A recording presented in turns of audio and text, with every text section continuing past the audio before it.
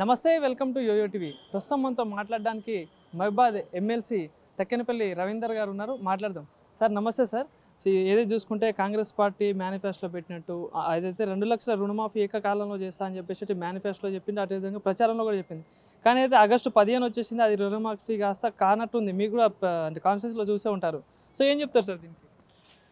రుణమాఫీకి సంబంధించి వారు ఏమైతే వాగ్దానం చేశారో, ఏ రకమైనటువంటి మాటలు నమ్మబలికారో అవన్నీ అసత్యం అనేది వాస్తవంగా అమలు పరచడంలో అనేకమైనటువంటి మరి నిబంధనలు పెట్టడం, గందరగోళానికి గురి చేయడం అనేది జరుగుతుంది.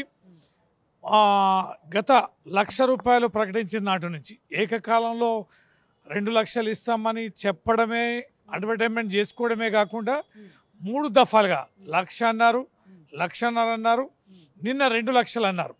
కానీ ₹1,00,000 కాడి నుంచి కూడా మనం మొత్తం చెక్ చేస్తే గ్రామాలలో కానీ బ్యాంకులలో కానీ రైతులన్నీ కొందరు పిలుచుకోవడం, ఏది రేషన్ కార్డు ఉన్న వాళ్ళ దాంట్లో నుంచి కుటుంబం నుంచి ఒక్కరిని పిలవడం, మీకు సంబంధించి ఈ 50,000, 30,000, 70,000 లోన్ ఉందనడం, దీనికి సంబంధించి ఇంత వడ్డీ ఉంది, ఆ వడ్డీ కట్టుకోండి అని.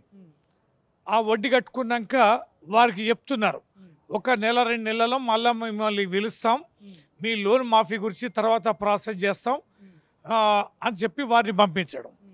తర్వాత కొందరినేది మీ పిల్లలు ఉద్యోగస్తులుగా ఉన్నారు కనుక మీకు ఇవ్వలేకపోతున్నామని, ఇంకా కొందరేంది మీకు రేషన్ కార్డు లేదు కాబట్టి మీకు ఇవ్వలేకపోతున్నామని, మీ కుటుంబంలో మరి కొంతమంది ఒక బ్యాంక్ కాకుండా 2 బ్యాంకులలో కూడా తీసుకున్నారు.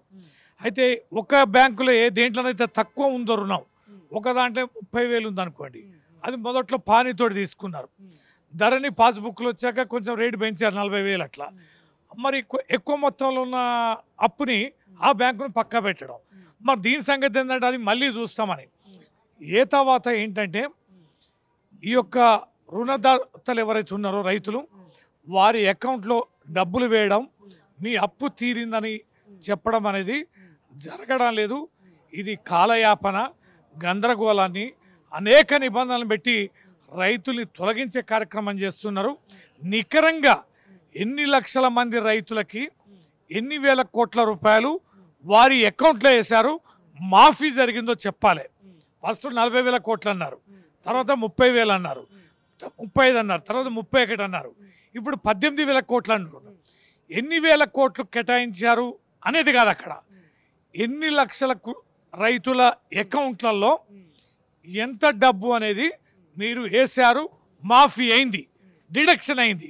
ఆ డిడక్షన్ అయిన అకౌంట్దారుల యొక్క జాబితాని బయటపెట్టమని మేము విజ్ఞప్తి చేస్తున్నాం.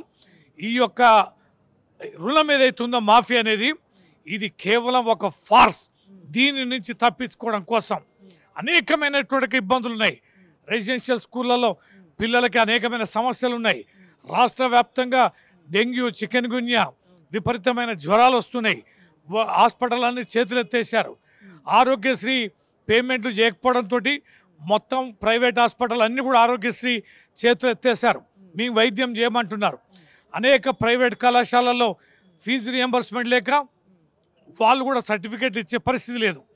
ఇటు విద్య, వైద్యం, ఇటు వ్యవసాయ రంగం, రైతు భరోసా లేక, మహిళలకు 2,500 లేక, కళ్యాణ లక్ష్మి తులం బంగారం ఇయ్యక, పిల్లలు చదువుకోవడానికి 5 లక్షల రూపాయలు ఇస్తామని అవి ఇవ్వక, 6 గ్యారెంటీలు 13 హామీలల్లో కేవలం ఒక్క బస్సు హామీని మాత్రం అమలుపరిచి మిగతా అన్నిటి తప్పించుకోవడం కోసం ఇవాళ కేసీఆర్ గారిని, కేటీఆర్ గారిని, హరీష్ రావు గారిని ఇష్టం వచ్చినట్టుగా భాష మాట్లాడి, వ్యంగ్యంగా మాట్లాడి, ఇవాళ ప్రజల దృష్టి మరల్చి టీవీలు, మీడియా అంతా కూడా అటువైపు చర్చను తీసుకెళ్లే పద్ధతుల్లో ఇవాళ ఈ రాష్ట్రంలో ఈ రాజకీయ గందరగోళానికి తెరలేపుతున్నారు. అంటే 2 లక్షల రుణమాఫీ సాధ్యం కాలేదు, దీన్ని తప్పుదో పట్టించడం కోసం ఇదంతా చేస్తున్నారు అనుకోవచ్చా? ఎస్, రుణమాఫీ ఒక్కటే కాదు, 6 గ్యారెంటీల అమలు కూడా తప్పించుకోవడానికి.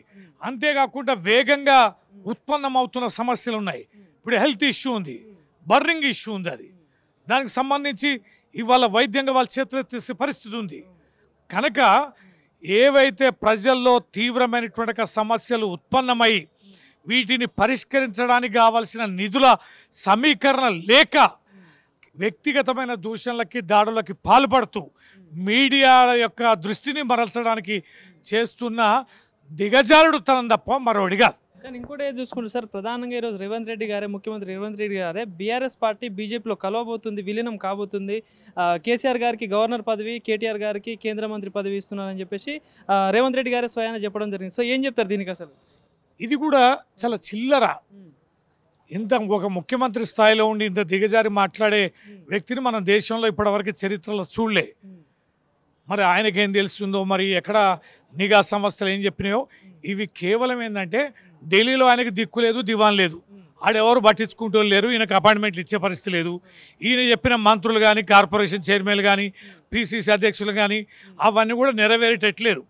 ఈ ఢిల్లీ మీడియాని ఆయన పోయిన ఉనికిని చాటుకోవడం కోసం మాట్లాడిన దిగజారుడు మాటలు తప్ప వాస్తవం లేదు, అసత్య దూరం.